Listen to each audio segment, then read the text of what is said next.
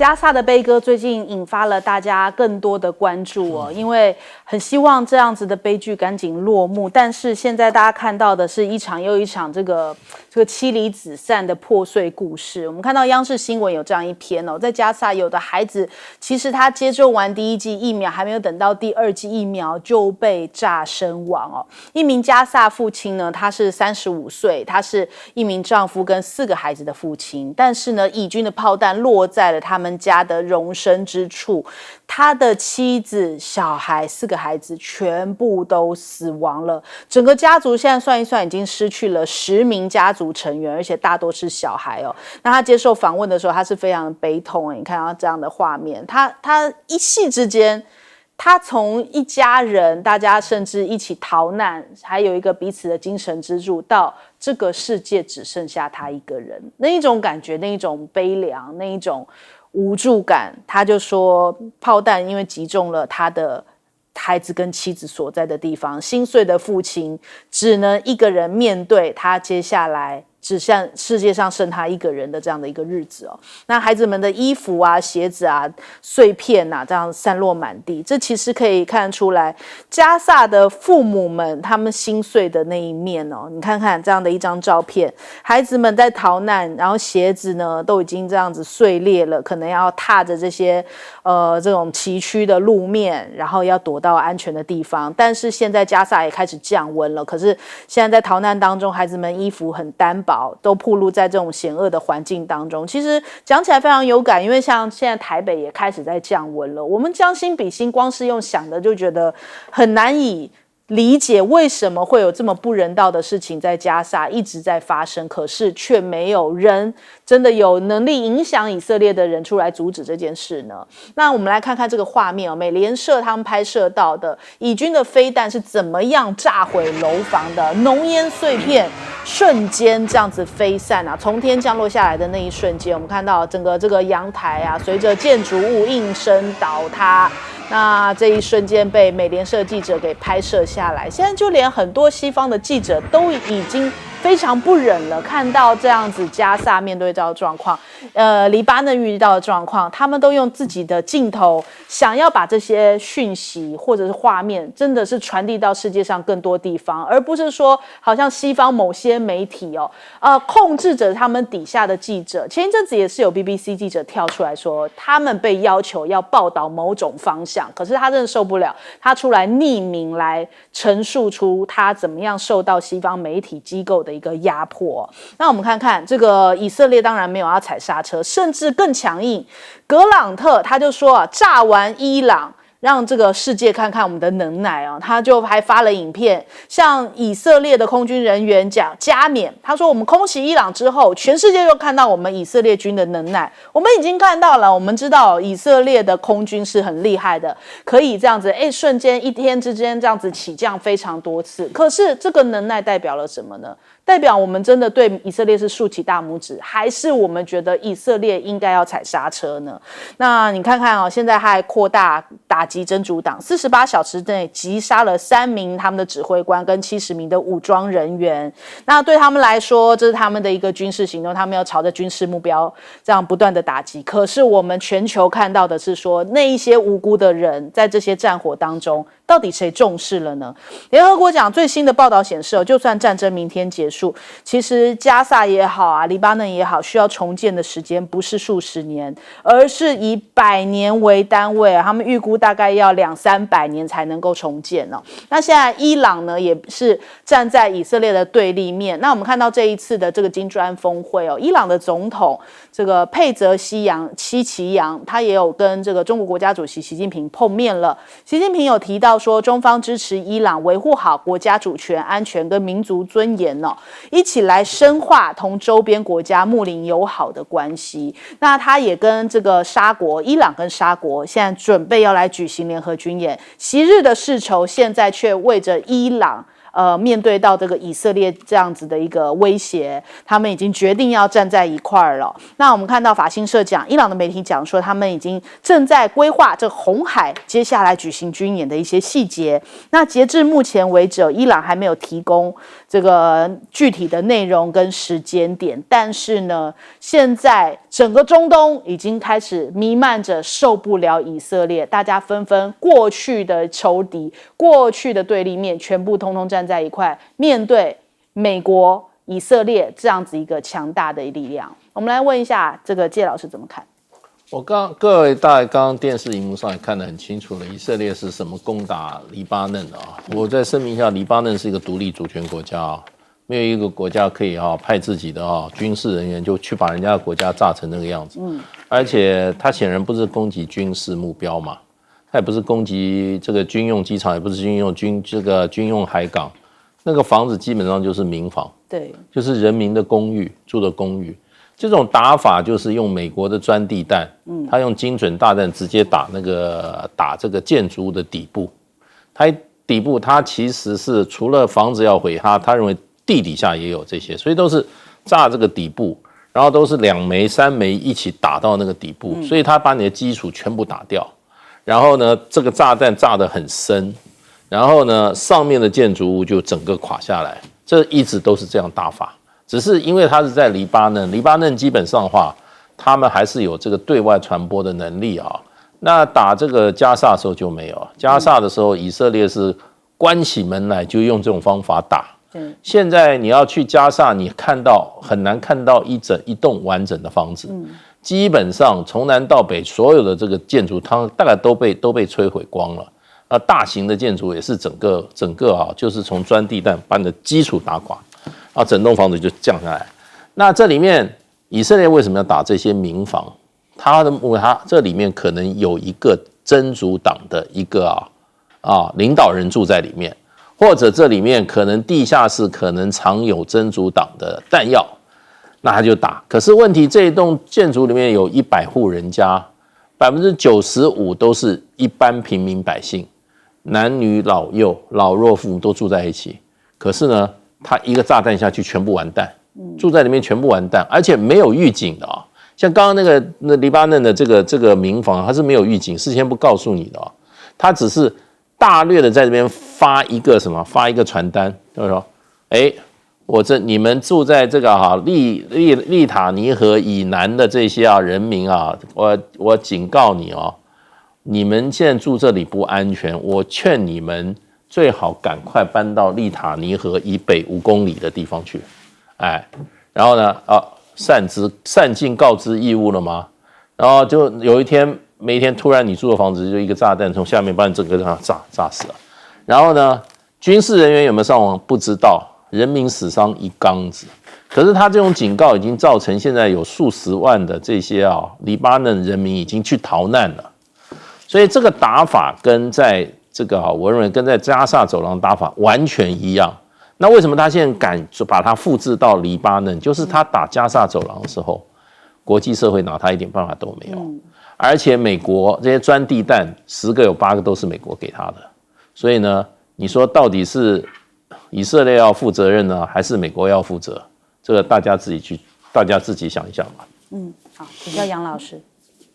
就帮大家再整理一下，整个加萨被围困的之后，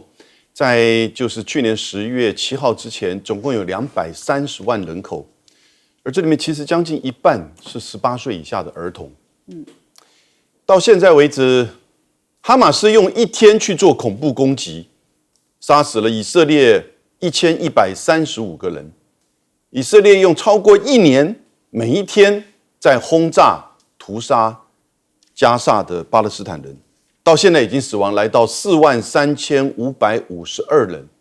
当中儿童有17000人，超过10万人严重受伤。在2天前的时候呢，联合国发展计划他就提个报告，他过去2个礼拜在整个加萨做很初步的调查。他说加萨大概已经回到了70年前的情况，70年前的情况。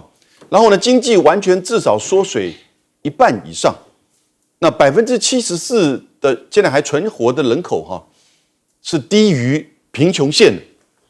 的，就是非常困苦，要靠援助的。87%的住宅被炸毁，80%的商业区消失，87%的学校而34间医院里面已经有一半17间已经失去功能。所以到目前为止，各位知道以色列在加沙丢了多少吨炸药？7500吨，而这里面美国给予的超过了180亿美元的炸药，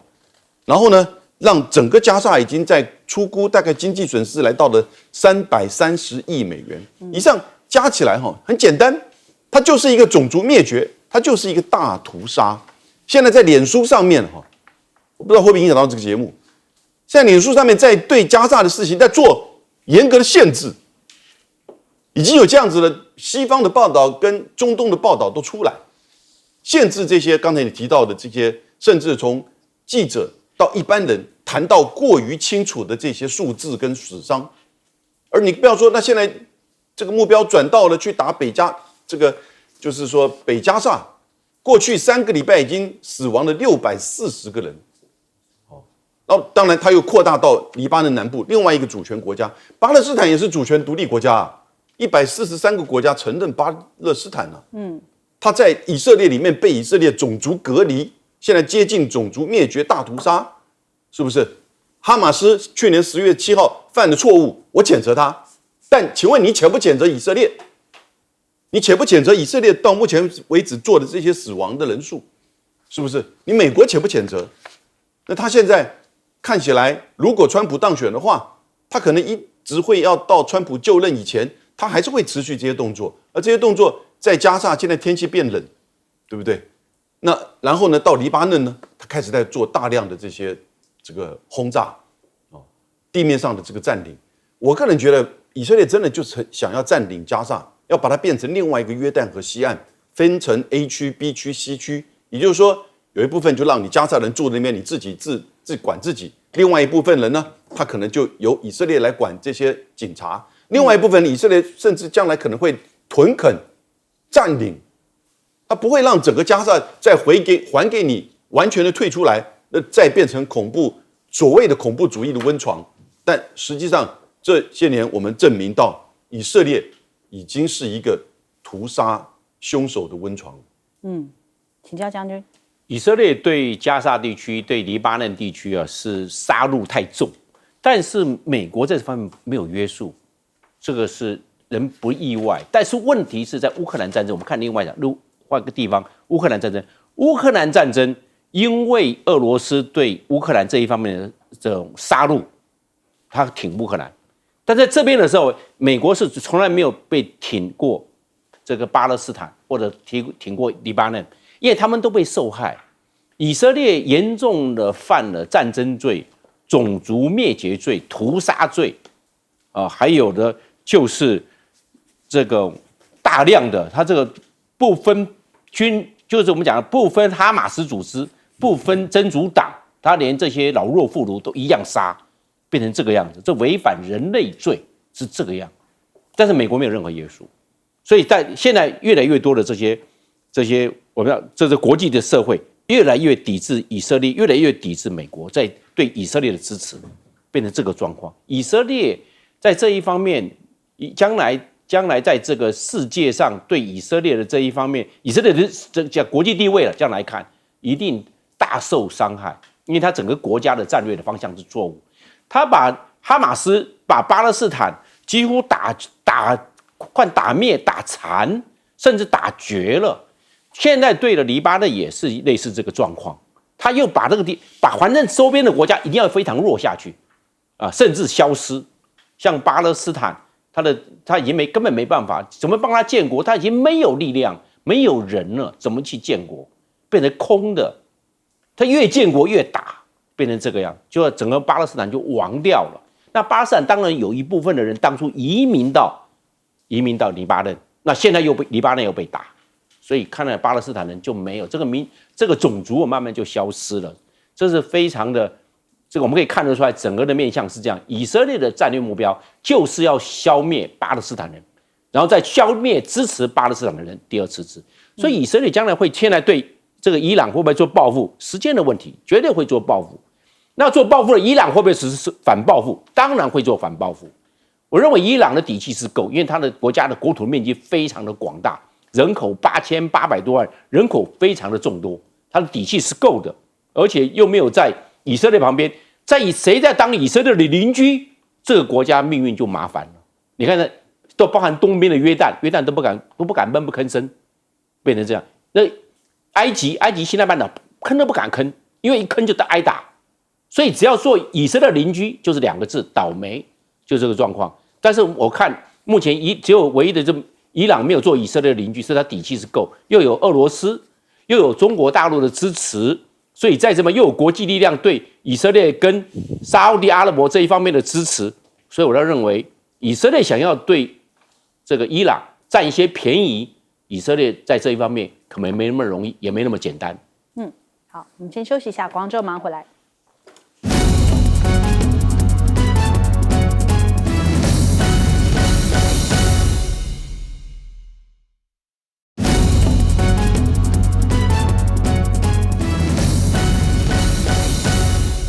好，立刻来关注一下金砖峰会哦。那当然，现在大家讲说中国大陆就是金砖的毛哦，因此呢，中国国家主席习近平的这一番话也是等于替金砖峰会定锚。他提出了5大金砖。那习近平讲到了，时代的风浪越大，我们越要勇立潮头哦，以坚韧不拔之志，敢为人先之勇，所以共同来谱写大金砖合作。大金砖呢，包含了和平金砖、创新金砖、绿色金砖、公正金砖，还有人文金砖5大目标。那这个习普进行会晤的时候，也有提到这个中俄双方的关系。那他提这个中俄世代友好的深厚友谊是不会改变的。同样的呢，这个大国担当也是不会改变。那这个普京的回应是说，过去75年，其实中俄已经发展成新时代全面战略的协作伙伴，也树立了大国关系的典范呐。那其实这一次中国大陆等于说非常高调的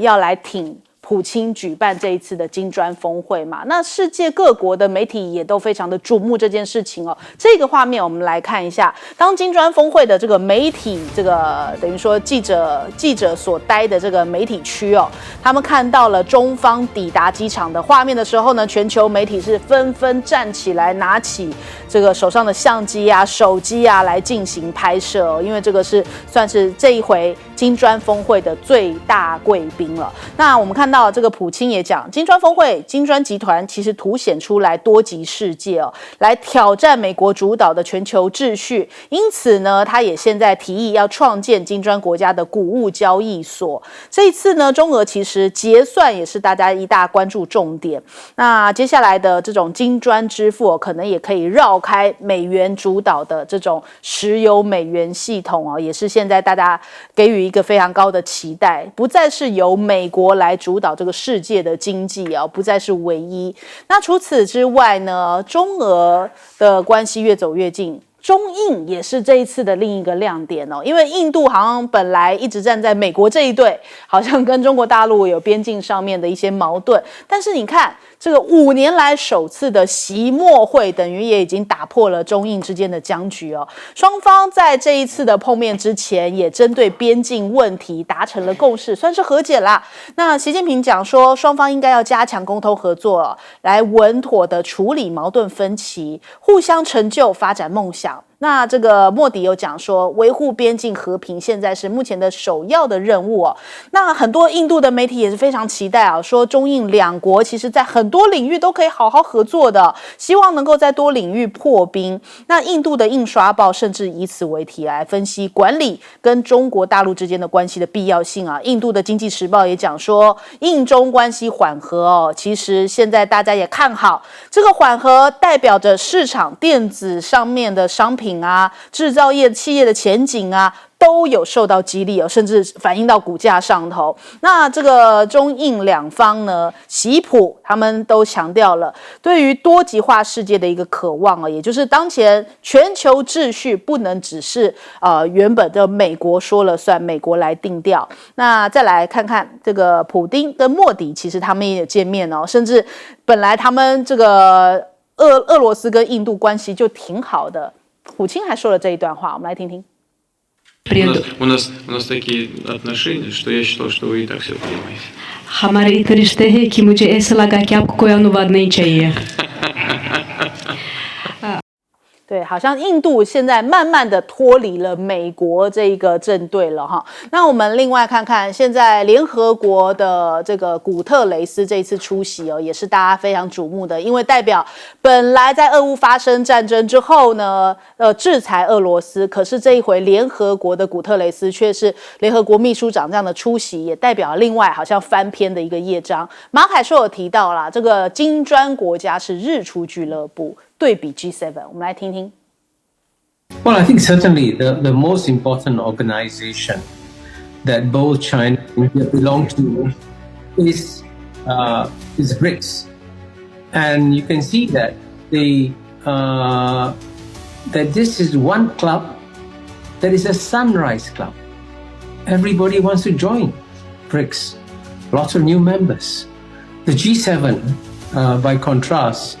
which used to run the world, is a sunset organization. Its power and influence is diminishing. 好，美国一直搞围堵政策，不但是很多西方国家受不了，连很多西方企业都受不了了。你看现在库克大动作去到中国大陆，跟这个中国工信部长见面啊，也说要加大对于中国大陆的投资。另外一个是艾斯摩尔的这个 CEO， 他就质疑啊，他说美国一直在限制对华出口晶片呢。他说你看一下地缘政治的格局，我们认为很明显，美国会继续向他们施加压力。但问题是，这是正确的吗？这真的跟国家安全有关吗？也是这个大受影响，吐苦水。我们来问一下介老师怎么看？这次金砖峰会哈，美国的这个 Wall Street Journal 中文版他就讲，他说其实这就是这个中国大陆跟俄国那么一起来结合起来对美国为首的这个G7 集团实施一种这样对抗的一种姿态。那当然啦，他也说这一次其实虽然这个地主国是普丁，可是他这个形容的很惟妙惟肖，他说可是习近平会是以一个指导者的身份出现在会场。那意思就是说，其实金砖国家现在虽然有10个会员国扩容以后，可是真正里面的巨人还是中国，因为中国大陆的经济体那远超过其中的这个金砖会员里面第2名、第3名。对，14兆美元的这个跟这个俄罗斯不到2兆来讲的话，那中国的体量，那在金砖里面自然是举足轻重的。所以这次里面在会议里面这个其实普丁希望达成的这个怎么讲呢？最主要的目标它有2个，一个是什么？就是刚刚提到的，他希望能够建构一个美元这个SWIFT 体系以外的另外一个国际跨境交易的支付体系。那现在还没有很明确，就是说它到底的这个形态是什么。不过各界的报道大概已经猜出来它的一个形态，就是它会是一个所谓的叫做Brick Bridge， 就是说金砖桥这样的一个以各国的央行为核心的一个所谓的数位货币的一个交换机制，所以就变成就是说双方的，就是说金砖加入这个所谓金砖桥机制的国家它可以不再透过 SWIFT， 也不再透过这个使用美元，用本国自己的或这个所谓的数位货币跟交易的国家的央行以做账的方式来处理这些所谓的这些价值的交换，所以很多地方大家都在拭目以待啦。那中国大陆，我想最重要对金砖的期许，刚刚这个也提到了，他希望金砖是一个和平金砖、创新金砖、绿色金砖、公正金砖跟人文金砖。好，来请教杨老师。我的感觉就是习近平参加这个会议，他跟主办国，那就是俄罗斯的领导人普丁的这个会谈，他不是真的只是在挺普丁或俄罗斯，我觉得习近平中国是在挺金砖，那这个意义就不一样。因为这个金砖现在已经是从5国变成10国，那我们知道这一次呢，大概这几个小时就确认会有13个伙伴国新的伙伴国。也许今年不会再增加新的成员，但是明年可能会扩充。伙伴国光是在东南亚就包含了印尼、马来西亚、泰国跟越南。然后呢，欧洲呢有土耳其，然后你看到的像是中南亚呢，像是古巴、玻利维亚、非洲的阿尔及利亚、尼日等等之类。所以它现在其实成员在扩散中，但它不会走向是过去冷战时候的一个另外的77集团，不会，它有点像是全球南方的 G7， 当然不止 7， 因为全球南方国家很多，但是要有一定的代表性，它的人口、土地跟它的这个 GDP 已经远远超过 G7， 但是呢，在财务、贸易GDP 上面还是跟 G7 不能够直接的这个拍板，它也不是要去取代，它只不过是说美国主导的 G7 主导的这个国际经济金融秩序太久，而且太以自己为中心，太自私了，所以呢，这个不只是中国这个第二大经济体进不去，在 IMF 里面它的氛围很小。那全世界的南方国家都觉得美国太自私了，不管是升息也好，或者是各种东西，所以现在你看到的就是这样子的发展，我觉得是一定的，大家会想要进来。所以马凯硕说的没错，它是日出俱乐部。那印度也看到这个情势的变化，所以呢，他这几个月尝试跟中国大陆在这个边境问题上大概达成了一个基本的框架协议了。所以呢，23号的时候，昨天莫迪也跟习近平见了面。双方都知道自己本身的利益，尤其印度这几年发现到要找来外国的投资的时候，大家在那边设厂，发现到搞到最后，因为你要进口中国的零组件，要整合到中国供应链里面，结果印度设了好多限制，因为那个2020年的那个边境冲突，所以他现在要改善这个东西否则搞到后来印度只是到最后做一个组装 ，Made in India 就没什么意义了。对印度制造、印度的发展没有大的这个帮助，真正的实质利益。可是不要误会印度不是回心转意。你看他最近也在上合会拒绝就是“一带一路”，他也在最近跟美日印澳4个国家，就包含印度，在印度洋进行马拉巴尔的海军演习。所以我觉得这个都是为自己的利益了。但是呢，关键就是整个 G7， 我觉得面临这个挑战现在才开始。好，请教将军。那我们可以看出来，这一次这个金砖的峰会我认为最大的赢家是俄罗斯，因为第一个主办的地方就在俄罗斯的鞑靼自治共和国的克山，这个换句话说，就在俄罗斯这边做主办，然后参加的领袖有22个国家的元首参加，这个声势非常的浩大，因为俄乌战争的关系。俄罗斯受西方国家，尤其是先进工业国家所抵制。这一次办了一个这个金砖峰会之后，那么多的国家就亲自出席，而且东道主就是俄罗斯。那这样的话，是不是给俄罗斯这方面的面子？第二个，虽然习近平过去了，吸引了非常多的媒体，但是也表示习近平对俄罗斯帮俄罗斯加持去了。对不对？俄罗斯派了战机护航护驾，那么就降落到机场，给足了。这个习近平的面子，现在习近平亲自出席，刚好给拜登做加持。你看拜登不是给这个普丁做加持，那普丁是不是就赢了大面子了？你亲自过来，这个纡尊救驾，然后亲自帮我这边做加持，那普丁面子十足嘛。第三个，我们来看这一次谈到的一个重点就是这个跨境支付的，我们讲的金砖之桥，就是这个全球支付系统，因为俄乌战争的关系，那个 SWIFT 系统关掉，对俄罗斯关掉，俄罗斯没办法跨境支付。那现在刚好有个金砖之桥，那金砖之桥这个跨境支付就帮俄罗斯达到了，就解脱了，那就解脱了。既然不能拿美元支付，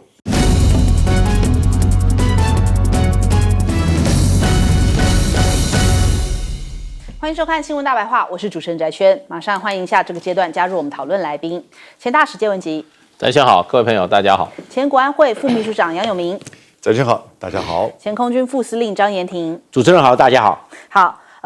顾立雄因为昨天在接受媒体联访的时候，在立法院讲这个2024联合利剑逼就已经视同战争了，但是呢，后来好像是不是赶快紧急找了个台阶下？他又说啦，他说如果呢中国大陆呢他们是封锁台海就是战争那这个国军将会采取一些这个应急作战阶段，但是呢这个联合利剑是一个操演性质操演或是演练跟实际的风控不同，开始跟你讲这个很复杂的哦，它是全面的封锁，还是只是风控，又是有一点点差别了，可能又要找一个就是比较和缓的方式，把他刚刚前面的话圆回来了。那他说联合利剑是围台风控。但是呢，因为用这个演习的称呼，算是实演的操演的性质，没有详细的经纬度，也没有公告禁航区哦。那真正在封锁，在国际法的定义上面，是阻止所有国家的基建进出敌国的管辖的港口、机场或是海岸线的交战行动。那这通常是由军事主导的。那如果说呢，大家就依照他提出来的这个方式那如果大陆有让国际的一些船只通行，那到底算不算战争呢？算不算你讲的这个风控呢？所以大家觉得说你这个定义很奇怪嘛？军事专家就认为，这个辜立雄你这个法律上面的见解虽然正确但是封锁台湾其实不等同封锁台海所以他本来讲说这个如果一旦封锁台湾这个各国是不会置身事外的。可是专家讲说，那台海如果大家这些国际上的船只都还是可以进出，只是把台湾封起来的话，各国仍然有可能会置身事外那再来就是昨天的辽宁舰的动作，我们也看到了有一些相关的粉专也有关注。其实辽宁舰战斗群是绕了菲律宾一圈，然后后来也绕了台湾一圈目前是往北走，就是往日本的方向而前行那中国大陆的外交部发言人林健就提到，他说台湾是中国的一个省不存在什么国防部长因为昨天这个顾立雄的回应，他们就讲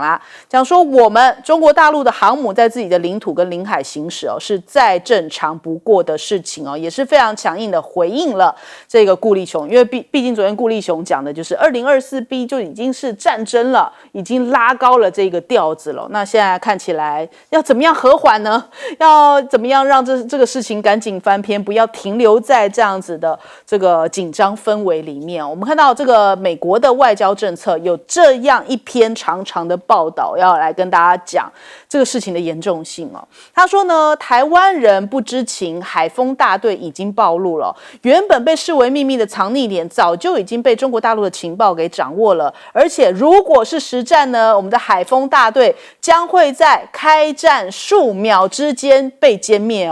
那在今年6月份的时候，北京兰德讯息科技就披露出来，我方部署雄2、雄3反舰飞弹，还详细列出来各部队的阵地以及机动中队的位置，甚至推估各地的部署时间那这个兰德讯息科技呢，它没有使用任何外泄的机密跟尖端的骇客技术，但他怎么知道呢？他说全部都是由台湾人自行发现跟曝光。因为有些人就民众拍照上传有些网民他们就是拍照打卡，然后因为我们这个风气是这样子嘛拍照打卡到 IG 上面、脸书上面，所以就透过这样子的方式都已经掌握到我们这些雄2、雄3的部署地点了。那中国大陆的研究人员只需要把这些公开资源，比如说 Google 地图进行网上搜索，就可以比对出这些精确位置。因此呢，就有一些这个专家这个布朗大学解放军的专家这个哥斯坦他就讲说，这些武器其实台湾使用上面有很大的问题。他说并没有被明智的运用，可能会变得像是传统武器或是战车、战机一样，更容易被发现。许多人将台湾的防御战略建立在这些所谓的非对称武器之上，但是他们忽略台湾其实在远程精准打击的时代下是巨大而脆弱，就是我们那个观念没有跟上来。而且他说台湾当局跟军事高层还不愿意，就是或者是无法去面对现实。兰德讯息科技的文章发布之后数周，他说台湾的反应是什么呢？台湾几乎没有人在关注这事情只有少数的媒体报道，甚至轻描淡写的写说这叫做认知战啦这很熟悉我们常常听到绿媒都这样告诉我们那甚至台湾的官媒还引用了国防部相关的专家讲说，哎呀，中国是害怕我们的飞弹的，就是愚民政策嘛。那有一位要求匿名的是蔡政府时期的国安会前高级幕僚，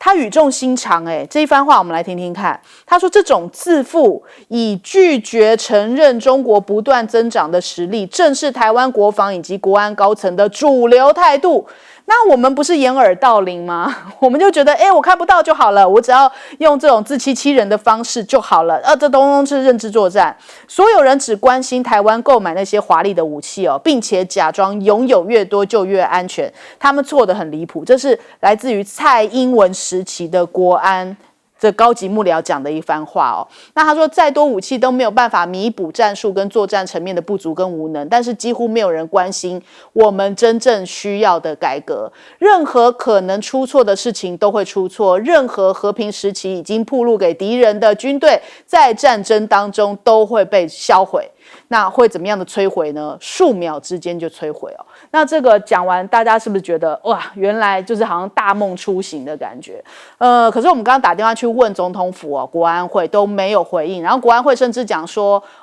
你们怎么是节目制作的那么仓促啊？怎么现在看到这个东西才来问？可是这个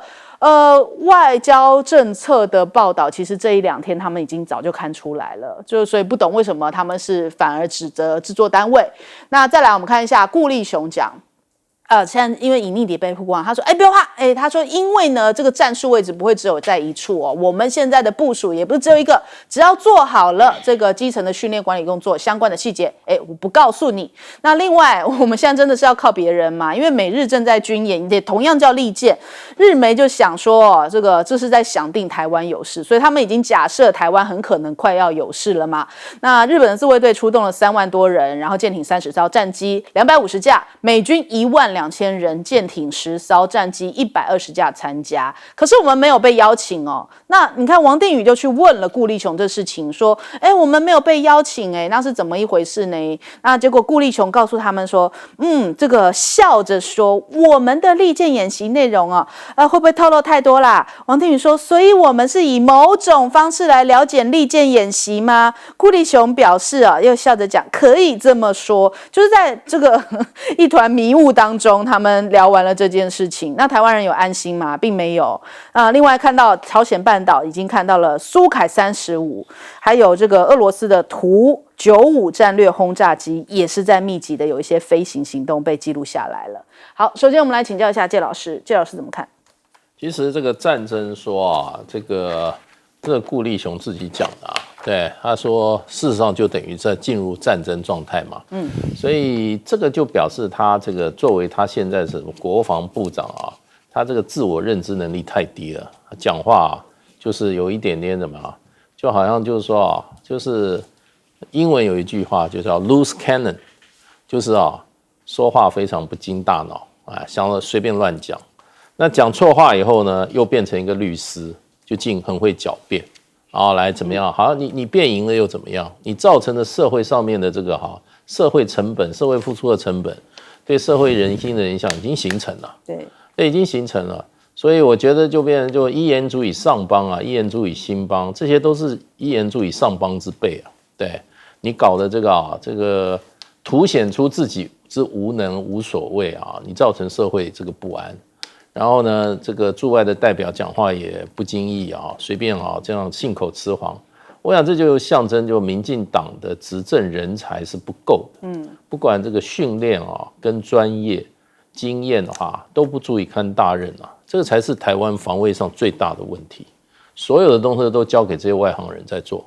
然后没有经过严格的训练，那也不认真，然后呢，明明是国防部长，又一出问题，又变成像一个这个律师一样在那边辩论。打仗的时候不是靠嘴巴啦，打仗就是靠真刀真枪的。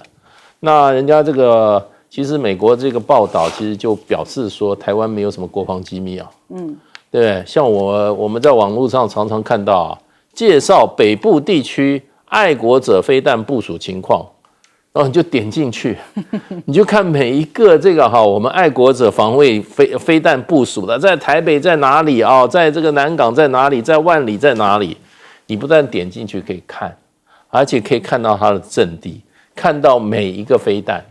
那么它在阵地里面状况，这个就是觉得是相当的荒谬。你这些这么重要的这些防卫武器，你没有一点掩蔽设施吗？全部就是人家用一个高空照相机全部看得清楚，很多还是我们自己网友 PO 上去的，对，是不是用这个无人机啊，就没事就往上飞一飞，就把你摸得一干清清楚楚的。那我看我们这些这个比如说自由时报军武的他的报道就很有趣我觉得就是说他说要比如说频道，那鱼叉飞弹150公里射程守护南回线然后呢，台东营区2027年完工。你这鱼叉飞弹在台东营区，这种报道就这样报道。然后呢，台南、高雄、屏东、台东4县未来将形成该型飞弹系统大本营与雄风飞弹共同形成岸基反舰火力的南回线。这个是你拿来出来宣传的吗？有用吗？所以这个非常可怕。我觉得我们没有这些所谓的军事情报保密的这样子的一个基本的修养都没有。然后呢，把这些军事情报当作怎么样？当作国内大内宣，开玩笑。这个现在真的很多事情形同儿戏还想打仗，让我这个怎么会对这个政府有信心呢？请教杨老师。这一次的联合利剑其实我想大家看的话都看得懂吧？它其实是很全面性的，它有区域具体的辽宁舰、东风飞弹然后呢，它有针对整个台湾的6块演习，从来没有这么接近过，再加上海警的包围式的封岛的这个执法，所以也就是说，如果将来大陆对台湾采取一种叫做非攻击式的军事行动，非攻击性，也就是它不是炮弹落在任何我们的土地或者是军舰或者是公务船上面，而是它形成一种包围封锁的这种状态，那就是郭立雄讲的。所以他们大概现在也在研究，那怎么办？那他就已经宣布说，封锁台海就是战争。好，所以你宣布封锁台海就是战争，然后你说我们国军会有因应的作战阶段，那接下来就是因为他采取非攻击性的封锁，那你要采取这种首发的这种攻击吗？还是说你要去顶上去把那个封锁给顶破？这个讲到后来就有一点，其实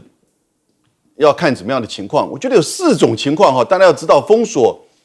一种叫做封锁台湾、封锁台海，这个意义不一样。我们这文稿里面有提到，封锁台湾只是针对性针对台湾进出相关的这些船舰或者是飞机，不管你是不是军还是民。那封锁台海就是所有外国的船舰，你都不得穿越飞越台湾海峡。如果甚至更扩大台湾的东岸的某一段这个距离，那这个意义就完全不一样，产生的冲击，区域跟国际的冲击也不一样。那如果他要做的话，他不会去封锁台海，他可能采取的是封锁台湾第一阶段那接下来扩大就是封锁台海。第二种可能的封锁情况是海上封锁跟空中封锁。海上封锁你就看到是它针对的是船舰在海面上的航行，那空中呢就是航班，或者是军机。第3种的情况叫做海警封锁跟海军封锁。各位你要知道这个差别意义很大，而且我觉得它可能第一阶段采取的就是海警封锁，也就是这一次利剑演习当中所提到的海警环台的执法。那这个海警封锁它是针对这个就是说船舰，当然可是会不会只是针对军舰执法舰、公务舰，当然都有可能。到了海军封锁那就是战争行为了。然后呢还有第4种，能源封锁还是经济封锁，它是针对你能源的进出，比较这个所谓的在点穴道的方式，这个穴道一点我们大概只剩下7天了，最长13天。那经济封锁那就是完全的这个经济上的贸易的封锁。所以这4种封锁封锁台湾、封锁台海，然后呢海上封锁、空中封锁、海警封锁还是海军封锁，以及它是针对能源的封锁还是贸易的封锁。以上这些东西呢当然不完全，而且有些会是重叠的，那它可能会采取不同阶段的。国际社会可能会怎么反应？国际社会的媒体上一定会说：哇，你封锁半导体，因为你采取海警封锁或者是海上封锁，你会影响到甚至空中封锁，也会影响到这些半导体的这个运送。还有呢，你是不是封锁经济？甚至他们国际媒体会说你在封锁民主，你在封锁台湾民主。可是讲句实在话，除非是半导体的这个整个供应链受到严重的冲击，我觉得其他社会、其他国际社会上对这个中国大陆如果采取经济制裁的话，他们会遭受到报复的。为什么要为台湾的封锁，不管是哪一种，